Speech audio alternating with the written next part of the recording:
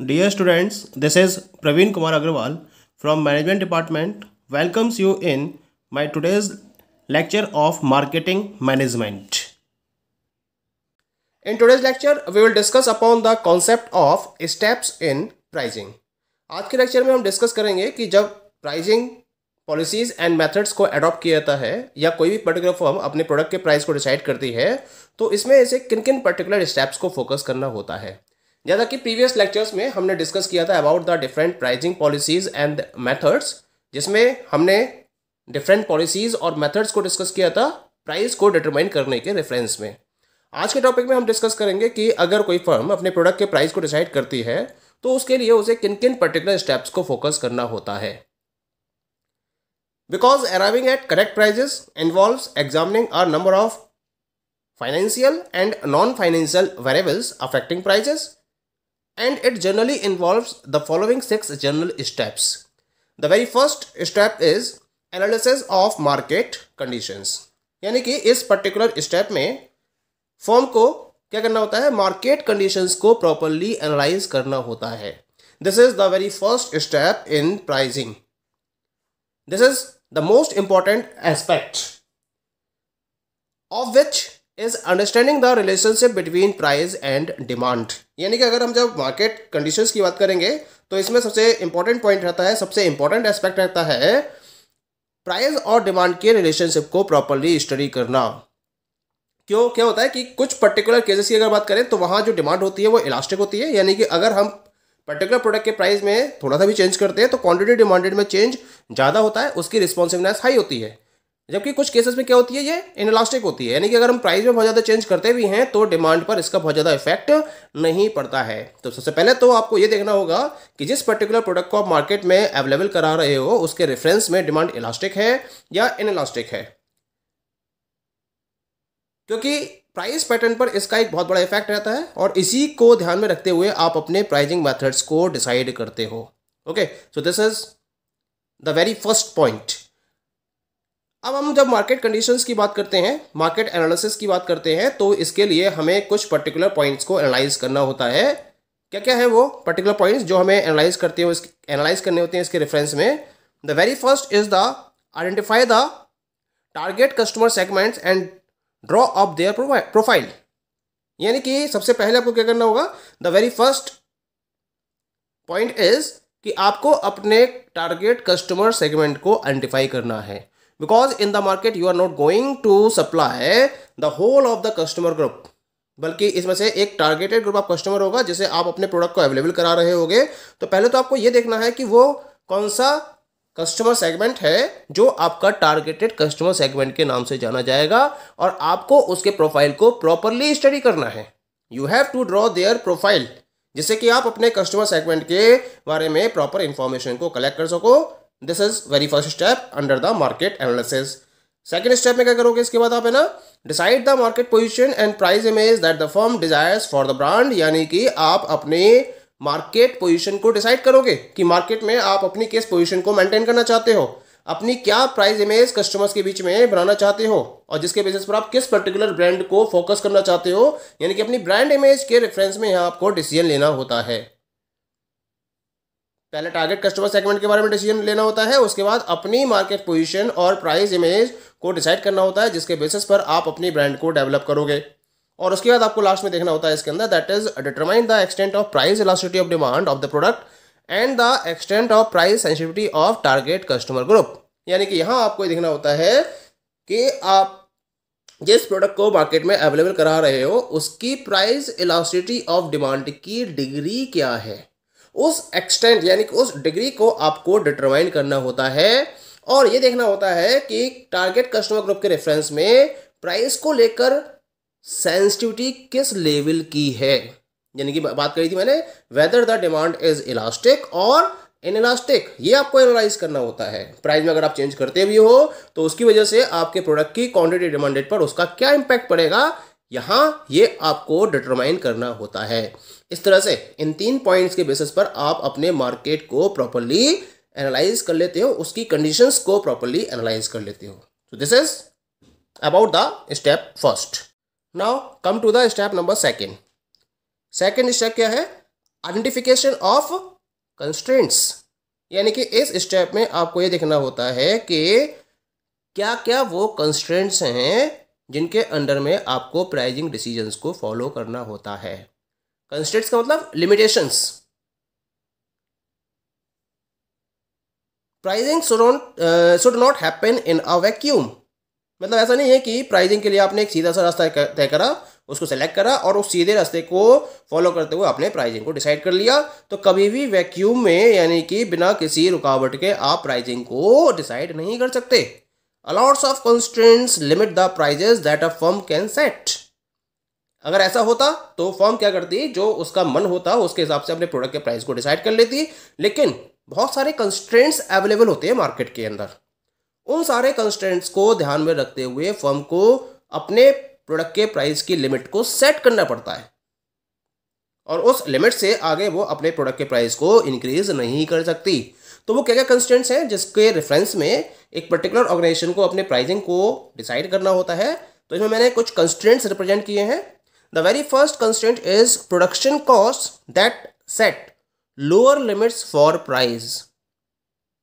सबसे बड़ी बात क्या है कि जब किसी पर्टिकुलर प्रोडक्ट को प्रोड्यूस किया जाता है तो जो उसकी प्रोडक्शन कॉस्ट आई है उससे कम प्राइस तो आप डिसाइड कर ही नहीं सकते, क्योंकि जो आपने उसके प्रोडक्शन में, उसकी मार्केटिंग में पैसा खर्च किया है उतना तो पैसा आपको रिकवर करना ही करना है, अदरवाइज आपके प्रोडक्शन करने का कोई भी बेनिफिट नहीं होगा। यानी कुल मिला के जो उसकी प्रोडक्शन कॉस्ट है वो प्राइस की लोअर लिमिट को सेट करती है। इससे कम प्राइस पर जो कंपनी है या जो फर्म है वो अपने प्रोडक्ट को सेल नहीं कर सकती। अगर ऐसा करती है तो वो लगातार लॉस में जाती रहेगी और उसको एक टाइम के बाद अपने ऑपरेशंस को शट डाउन करना पड़ेगा। तो this is a very first constraint, that is the production cost that should be determined very first. Clear? एक बार प्रोडक्शन कॉस्ट के बेसिस पर आप प्राइस की लोअर लिमिट को सेट कर लेते हो, then you are moving to the second point. Second constraint क्या है इसके अंदर? The life cycle stage of the product. Very important point is there. जब हम किसी पर्टिकुलर प्रोडक्ट के प्राइस के रेफरेंस में बात करते हैं तो हमें यह भी देखना होता है कि वो अपनी लाइफ साइकिल में किस पर्टिकुलर स्टेज पर अवेलेबल है। मेनली मैंने आपके सिलेबस के अकॉर्डिंग यहां 4 स्टेजेस को डिस्कस किया था। The first one was the introductory stage, second one was the growth stage, third one is the maturity stage and fourth one is the decline stage. तो mainly जो life cycle होती है किसी particular product की, उसमें ये 4 stages involve होती हैं। इंट्रोडक्टरी स्टेज में कंपनी क्या करती है, ये डिपेंड करता है। अगर पेनिट्रेशन स्ट्रेटजी को फोकस करती है तब कंपनी अपने प्रोडक्ट के प्राइस को कम लेवल पर लेके जाएगी, और अगर स्कीमिंग स्ट्रेटजी को फोकस करती है तो कंपनी अपने प्रोडक्ट के प्राइस को ज़्यादा लेवल पर डिसाइड करेगी। ये तो हो इंट्रोडक्टरी स्टेज की बात। जब ग्रोथ स्टेज की बात आती है तो ग्रोथ स्टेज में लगातार प्रोडक्ट ग्रोथ करता रहता है और ग्रोथ करने की वजह से यहाँ अपने प्रोडक्ट के प्राइस को फर्म इंक्रीज करना स्टार्ट करती है, जिससे कि प्रीवियस में उसने जो भी एक्सपेंसेस बियर किए हैं, जो भी लॉस रहा है, उसको वो ग्रोथ स्टेज में रिकवर कर लेती है और प्रॉफिट कंडीशन में आने स्टार्ट हो जाती है। उसकी डिमांड होती है मार्केट में, तो प्राइस को बढ़ाने का वो रिस्क ले सकती है। मैच्योरिटी में वो अपने प्रोडक्ट के प्राइस को स्टेबल कर देती है, उसमें बहुत ज़्यादा चेंजेस नहीं करती है। और जब डिक्लाइन स्टेज में होता है तो प्रोडक्ट के प्राइस को क्या करना पड़ता है, उसे कम करना पड़ता है। तो यहाँ जब प्रोडक्ट के प्राइस को आप डिसाइड कर रहे हो, सेट कर रहे हो, तो आपको ये देखना है whether your product is in the introductory stage और it is in the growth stage और it is in the maturity stage और it is in the decline stage, और उसके अकॉर्डिंग आप अपने प्रोडक्ट के प्राइस को सेट करोगे। सेकंड कंस्ट्रेंट क्लियर हो गया। अब हम बात करते हैं about the third constraint. Third constraint क्या है? That is the competitors price that set upper limit on price. ये है कॉम्पिटिटर का प्राइस, यानी कि मार्केट में जितने भी कॉम्पिटिटर्स हैं आपके, जो आपके सिमिलर प्रोडक्ट को सेल कर रहे हैं, वो किस पर्टिकुलर प्राइस पर प्रोडक्ट को सेल कर रहे हैं, ये भी आपको कंसीडर करना होता है। क्योंकि अगर आप कॉम्पिटिटर के लेवल के अकॉर्डिंग अपने प्रोडक्ट को मार्केट में अवेलेबल करा रहे हो तो आप कॉम्पिटिटर से ज़्यादा प्राइस पर अपने प्रोडक्ट को सेट नहीं कर सकते। यानी कि जो कॉम्पिटिटर का प्राइस है वो एक तरीके से आपके प्राइस के लिए अपर लिमिट को सेट कर देता है। कंपटीशन में आना चाहते हो तो उससे कम प्राइस पर अपने प्रोडक्ट को सेल कर सकते हो, लेकिन उससे ज़्यादा प्राइस पर अपने प्रोडक्ट को सेल नहीं कर सकते अगर आप उसी लेवल पर प्रोडक्ट को प्रोड्यूस कर रहे हो। यानी कि अगर हम नॉर्मल कंडीशंस की बात करें तो जो कॉम्पिटिटर का प्राइस है मार्केट के अंदर वो आपके प्रोडक्ट के प्राइस के लिए अपर लिमिट को सेट कर देता है। पॉइंट क्लियर हो गया।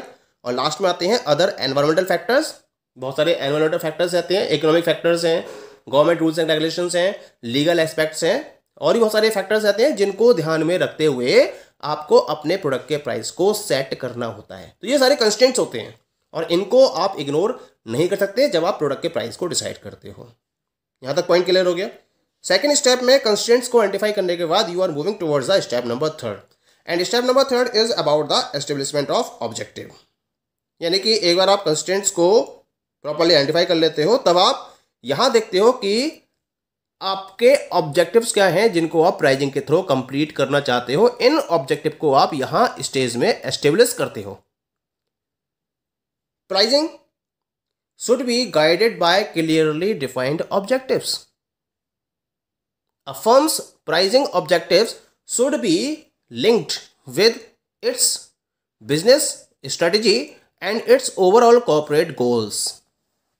कुल मिला के जब कोई भी फर्म अपने प्राइसिंग को डिसाइड करती है तो जो उसके डिफाइंड ऑब्जेक्टिव्स हैं उनसे वो प्राइसिंग गाइड होनी चाहिए। पहले आपके ऑब्जेक्टिव्स होने चाहिए कंफर्म, और उन ऑब्जेक्टिव्स के बेसिस पर आपको प्राइसिंग को प्रॉपर्ली फॉलो करना होता है।